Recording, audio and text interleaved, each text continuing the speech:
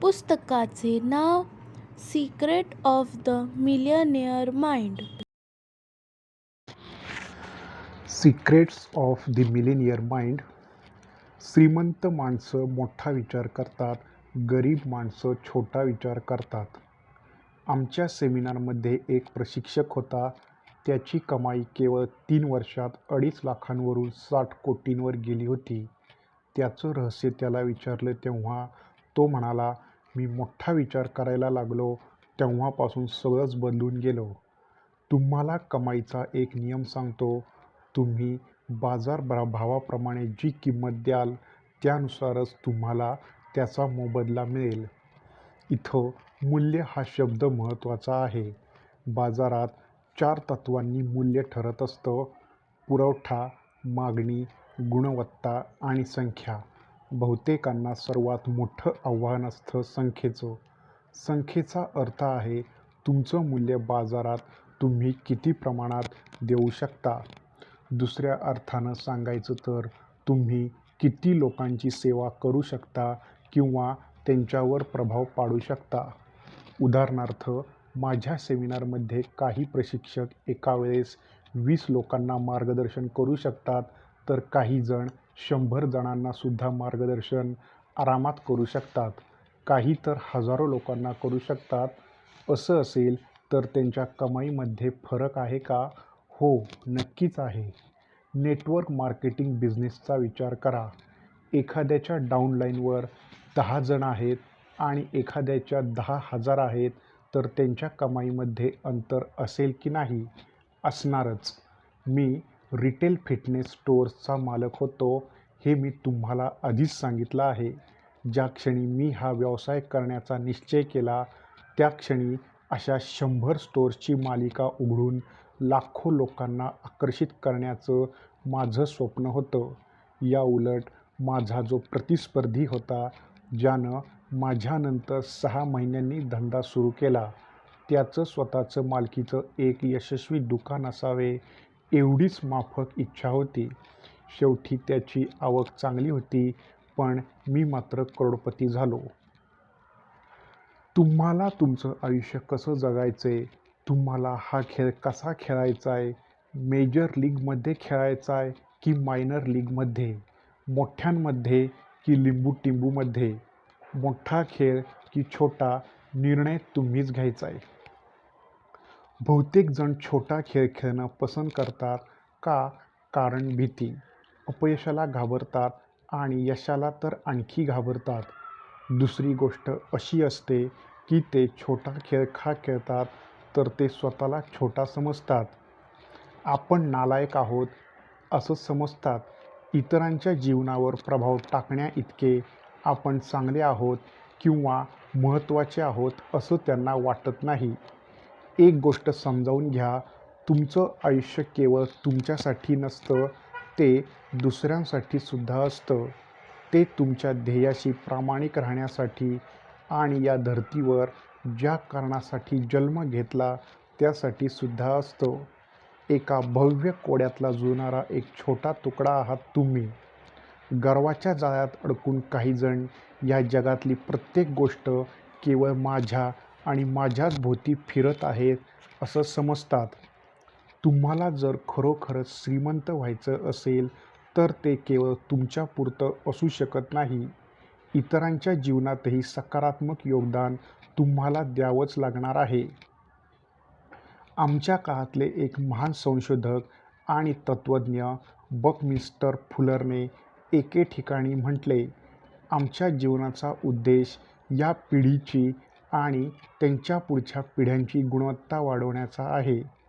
आपले काही गुण नैसर्गिक असतात, म्हणजे काही गोष्टी आपण स्वाभाविकपणे निपुण असतो. या देणगीचा तुम्ही स्वतःसाठी आणि इतरांसाठीही उपयोग करावा म्हणून मी तुम्हाला मिळाली आहे.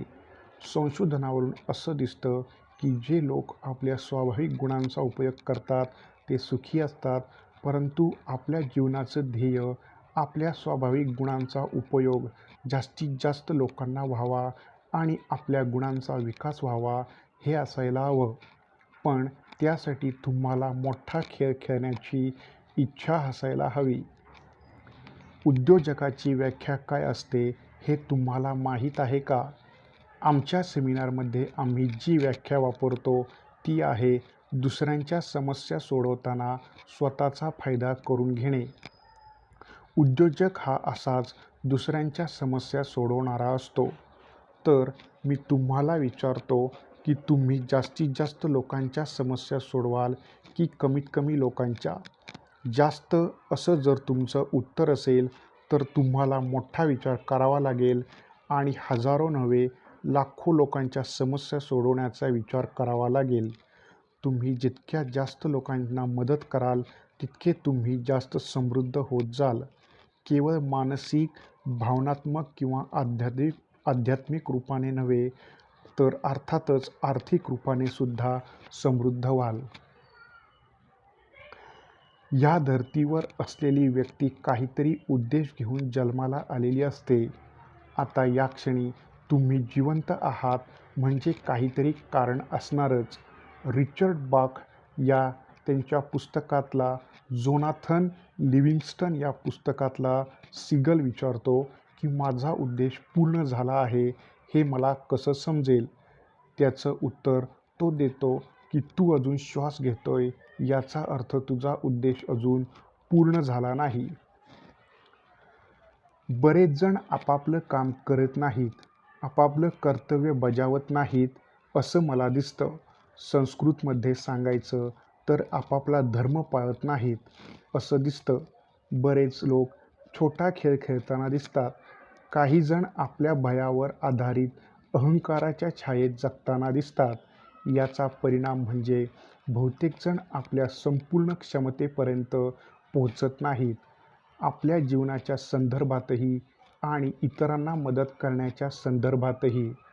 मूळ मुद्दा असा आहे की तुम्ही नाही तर मग कोण?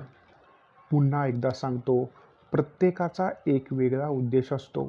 समजा तुम्ही रिअल इस्टेट व्यवसायात आहात, एखादी प्रॉपर्टी विकत घेता आणि लोकांना भाड्याने राहायला देता आणि त्यातून तुम्ही फायदा उठवता.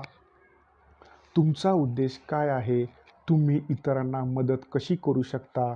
लोकांना स्वस्तामध्ये घर देऊन तुम्ही समाजाला एक प्रकारे मदतच करत असता आणि समाजाची गुणवृद्धी पण करत असता. प्रश्न एवढाच आहे की तुम्ही किती जणांना अशी मदत करू शकाल? जास्तीत जास्त लोकांना मदत करण्याची तुमची इच्छा आहे का? तुम्ही एकाऐवजी 10 जणांना, 10 ऐवजी 20 जणांना, 20 ऐवजी 100 लोकांना मदत करायला तयार आहात का? मोठा खेळ खेळायचा अर्थ हा आहे. तुम्ही ईश्वराची लेकरं आहात. छोटा खेळ खेळल्याने जगाचं भलं होणार नाही. इतरांना असुरक्षित वाटेल अशा भावनेनं तुम्ही संकोचून जाण्याला काही अर्थ नाही. मुलं कशी चमकतात तसं आपणही चमकावं अशी ईश्वराची इच्छा असते. परमेश्वराची महानता जी आपल्या सर्वांमध्ये आहे ती प्रकट करण्यासाठी आपला जन्म झाला आहे. ही महानता प्रत्येकात असते. आपण स्वतःच्या प्रकाशात चमकतो तेव्हा इतरांनाही तसंच करण्याची परवानगी देतो. आपण जेव्हा भयमुक्त होतो तेव्हा आपल्या उपस्थितीमुळे आपण इतरांनाही भयमुक्त करत असतो. छोटा खेळ खेळणाऱ्या जास्तीत जास्त लोकांची जगाला काही गरज नाही. आता लपणं सोडून बाहेर पावलं टाकण्याची वेळ आली आहे. आपला स्वार्थ सोडून नेतृत्व करण्याची वेळ आली आहे. आपला नैसर्गिक गुण लपवण्यापेक्षा किंवा तो गुण आपल्यापाशी नाही अशी बतावणी करण्यापेक्षा तो इतरांमध्ये वाटण्याची वेळ आली आहे. आपल्या जीवनात मोठा खेळ मोठ्या प्रमाणात खेळण्याची वेळ आता आली आहे. शेवटी छोटा विचार आणि छोटी कामे यांचा परिणाम दिवाळखोरी आणि असंतुष्टपणाकडे घेऊन जातो. मोठा विचार आणि मोठी कृती पैसा आणि सार्थकतेकडे घेऊन जाते. निर्णय तुमच्या हाती आहे. धन्यवाद.